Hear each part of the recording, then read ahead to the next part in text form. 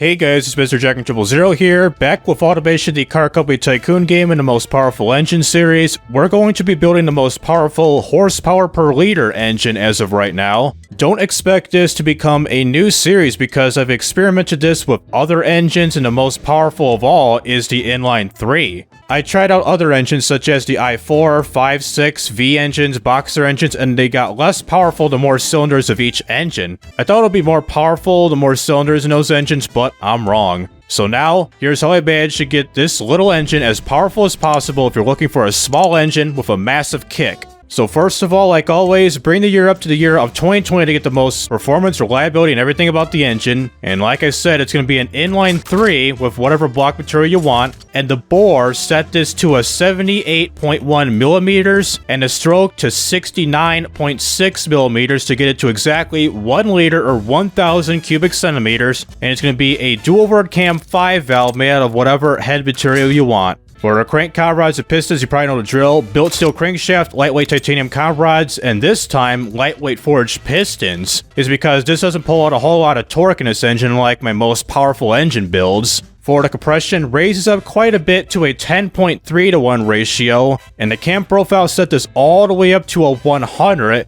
and of course, VBT at all cams. For the turbocharger, like always, going to be one of ball bearings with the intercooler set to 831 horsepower right here. Compressor, drop this down to a 54.5 millimeters. Turbine, drop it way down to 44.5 millimeters. For the AI ratio, set to 1.37, a few clicks down from 1.4, and the max boost all the way up to 43.5 psi. For the fuel system, you probably know the drill is going to be a direct injection throttle per cylinder race intake with ultimate fuel, with the fuel mixer set all the way up to a 10.0. Ignition timing set to a mildly sexual 69 right here. Oh yeah, man. It's nice.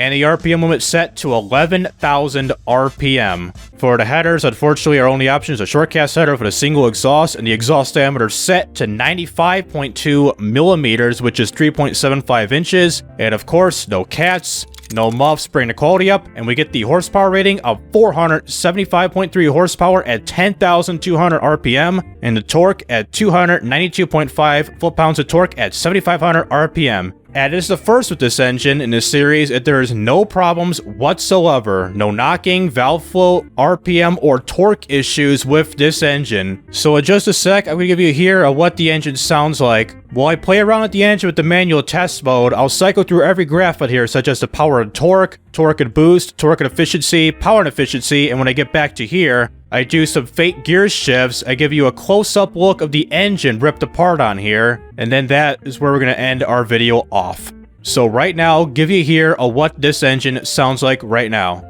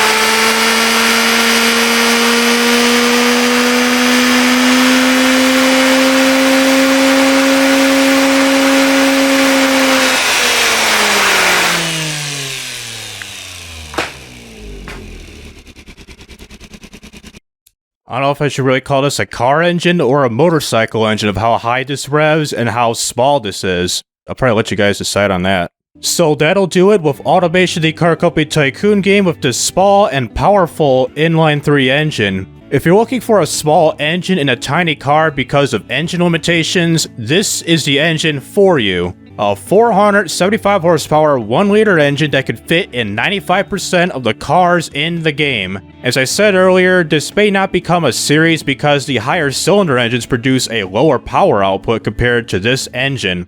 If you have any other ideas of future engine builds, let me know down below in the comments or on my Discord server in the Build Suggestions channel. The link to join is down in the description below. So this has been Mr. Dragon 000. I'll see you in the next video.